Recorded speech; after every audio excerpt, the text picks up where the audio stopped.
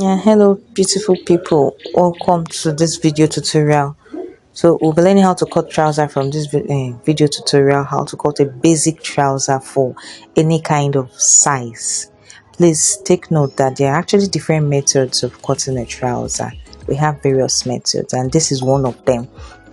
So the first thing I'm doing is I'm trying to give space for sewing allowance, sorry, for the drafting allowance, and that's me. I took half inch for the top, 1 inch for the top rather, but I'm also taking 1 inch for the down parts of my paper, 1 inch for the sides and 1 inch for the up.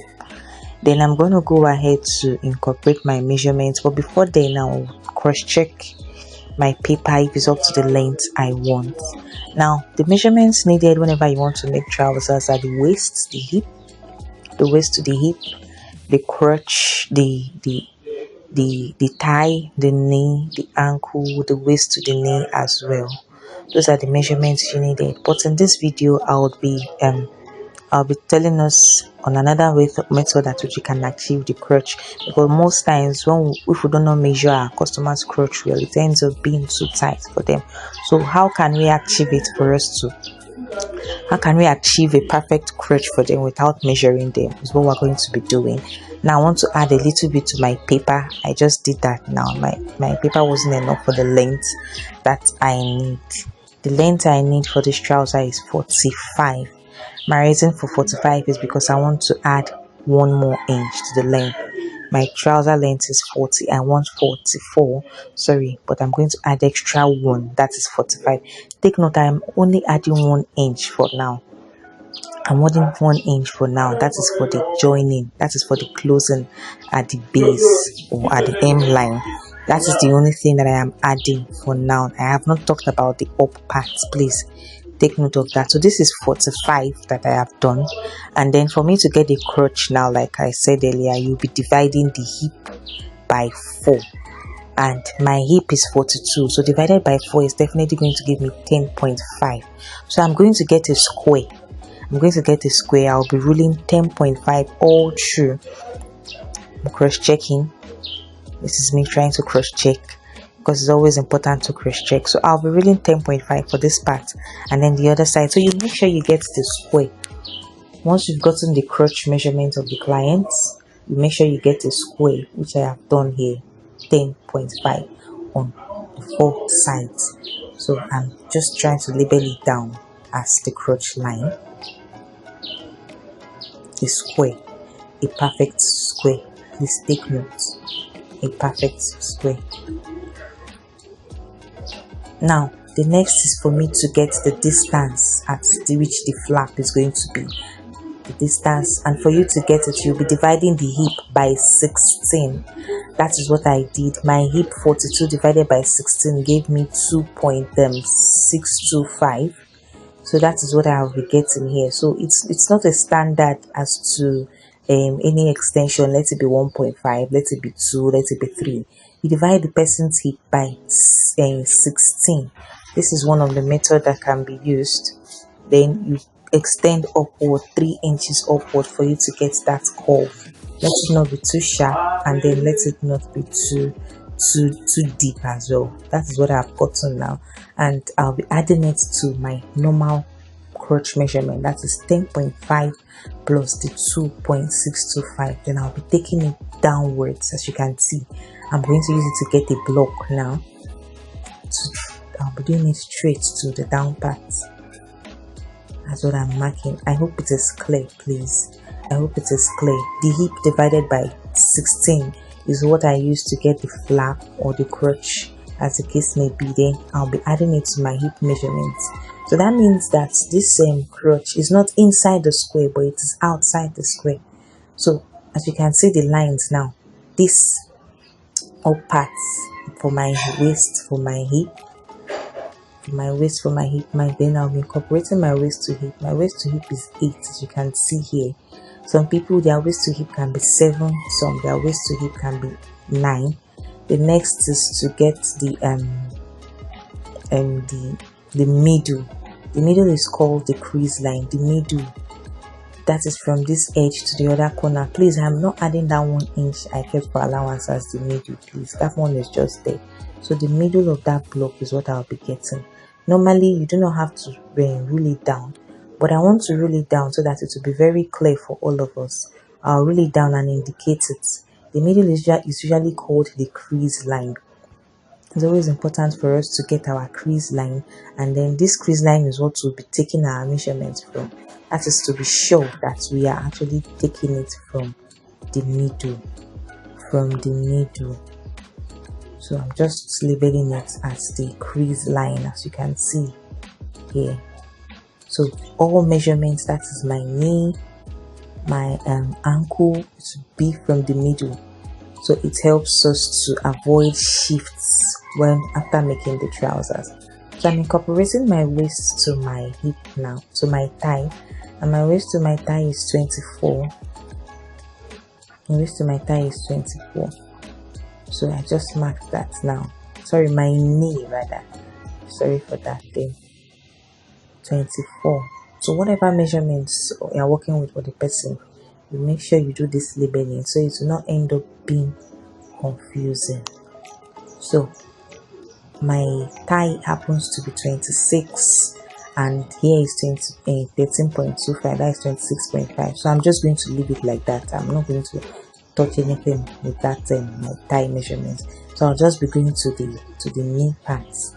My knee is 19, so I'll be dividing 19 by 2, which would give me 9.5. Then that 9.5, I want to place it on this part, that is the middle, and the middle is equivalent to having 3.75 on the right hand side and 3.75 on the left hand side. Then I'll go straight to my ankle as well. Yeah, and then my ankle is 14. So remember I said the crease measurement, you make sure everything is at the middle. So once you divide 14 by 2, we have 7. So 3.5 will be to the left hand side, 3.5 will be to the right hand side. So you just make sure whatever measurements you are doing, you're working on, you take it from the middle, one to another side, and an equal part to the left, an equal part to the right. So after doing that, I'm going to add my joining allowance now. As you can see, an extra allowance above half an inch. Remember I said you should take note, then I added just one at the down. Now I'm adding half an inch here because I want to put my band. I want to put a band, so I'll be adding just half. So because it is marker, I decided to asterisk the other part to show that I'm not using that again. That other one is not correct anymore. So the next is for me to incorporate my waist measurement. Now my waist is 35 divided by 4 plus allowance. That is what I am doing here. Now 35 divided by 4, I think it gave me 8.75. Then this is the 8.75 you see me mark. Then I'll be adding extra one for my that allowance, 1 inch for the dart. So that is why I extended it outside. Then I'll connect it to the hip. You know, we've already divided the hip by 4 as usual, so this is already the hip measurements used. So I'm just going to connect my waist now to the hip, as you can see. Then I'll be connecting the other measurements. My thigh is the same thing, so there's nothing for me to touch here. There's nothing for me to touch at this part. So I'll be connecting from my thigh now to my my knee. You will make sure it's not too sharp. You make sure it's not too curved as well. So it's just to do it like so, as you can see me do. It's not too curvy and it's not too sharp as well. Then I'll go as far as ruling down, marking it down.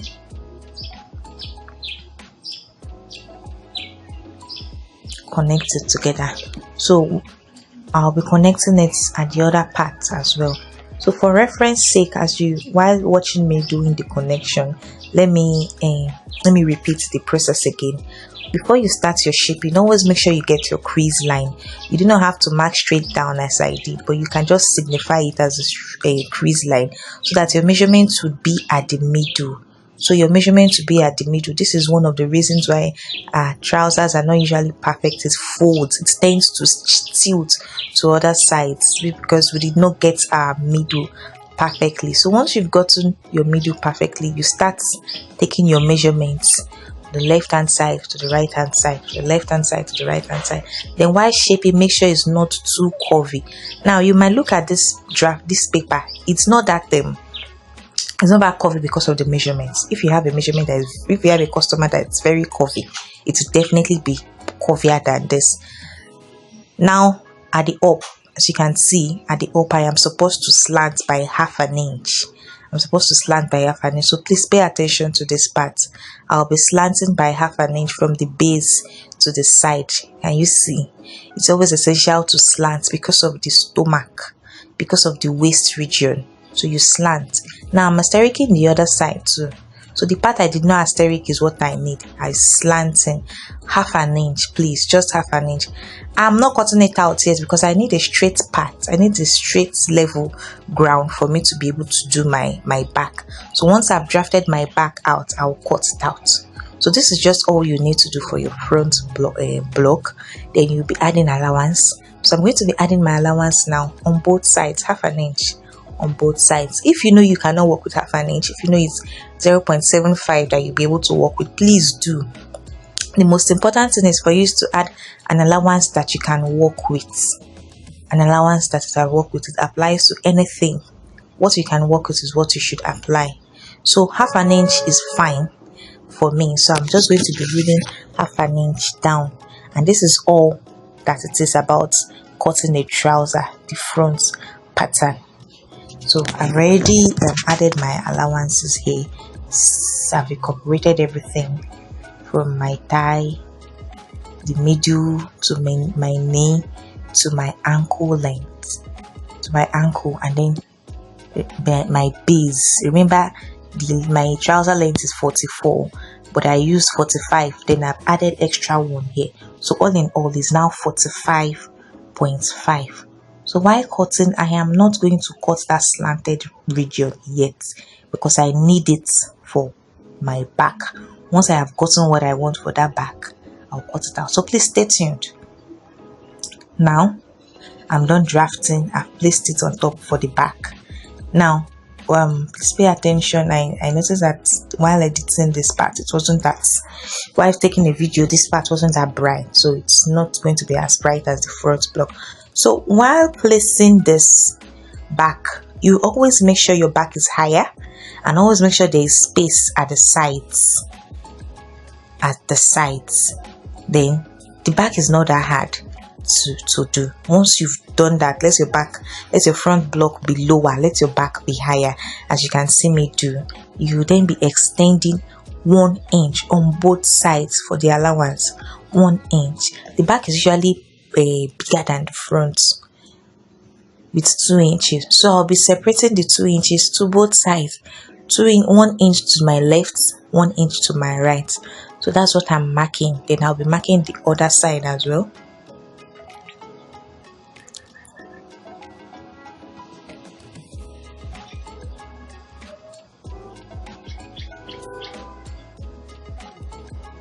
I'm just trying to make sure I'm thorough, so I'll be marking the other side as well. Once I'm done marking the 1 inch on both sides, it's of course for me to roll it down now. That's the next thing I'm going to do.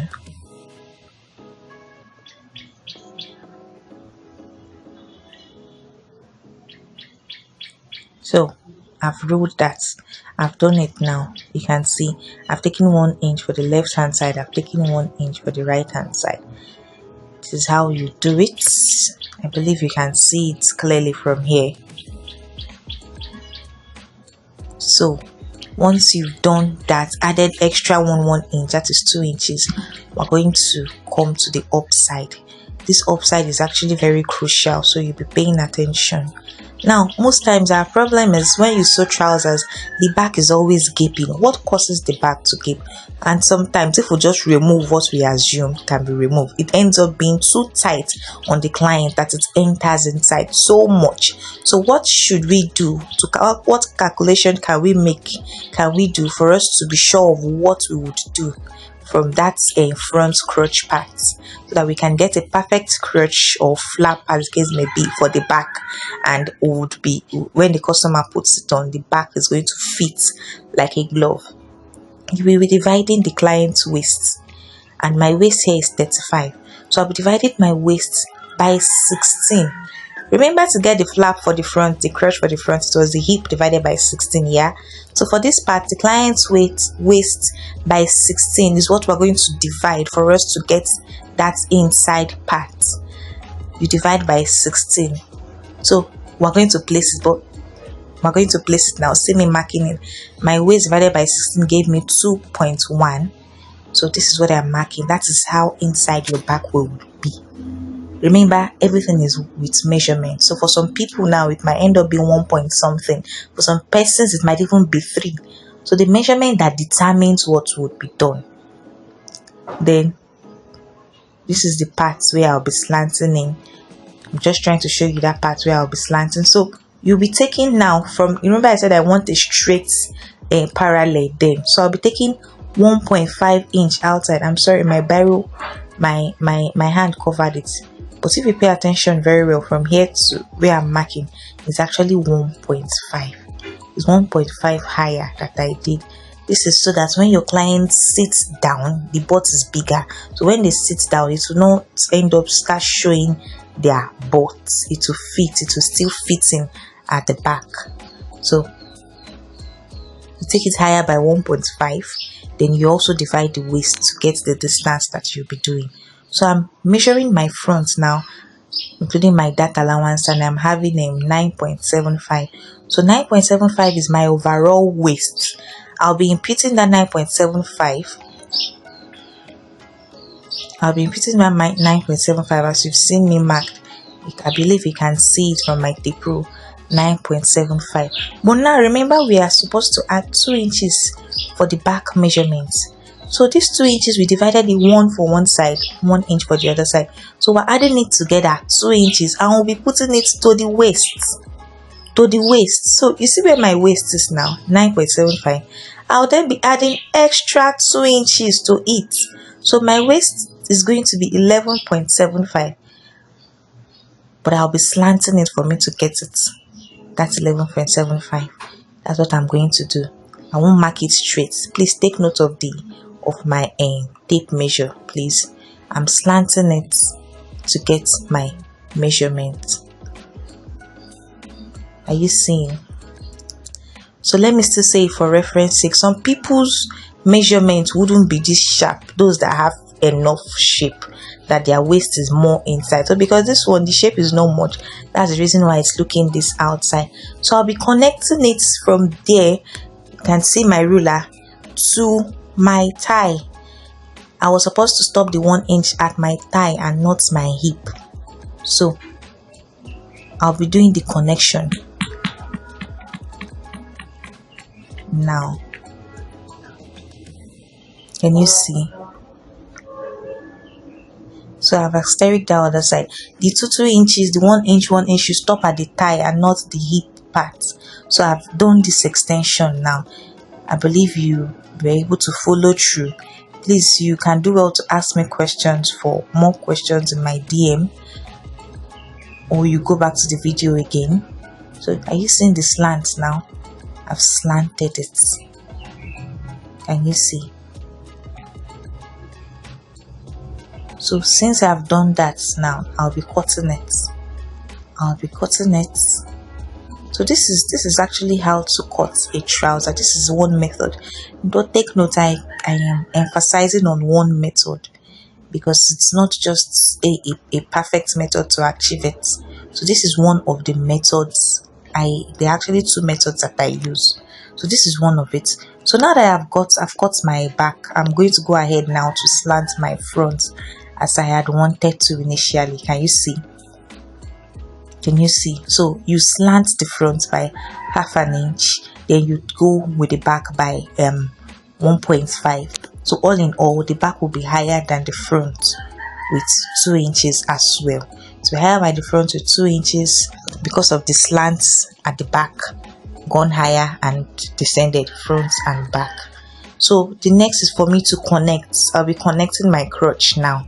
Once you've settled that case, it's now for me to connect.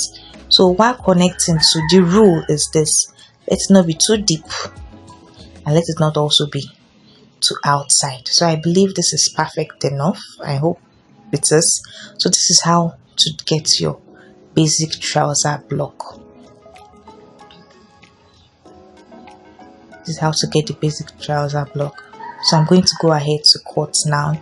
Then the next is for me to place it on my fabric and cut. And that is all that will be done.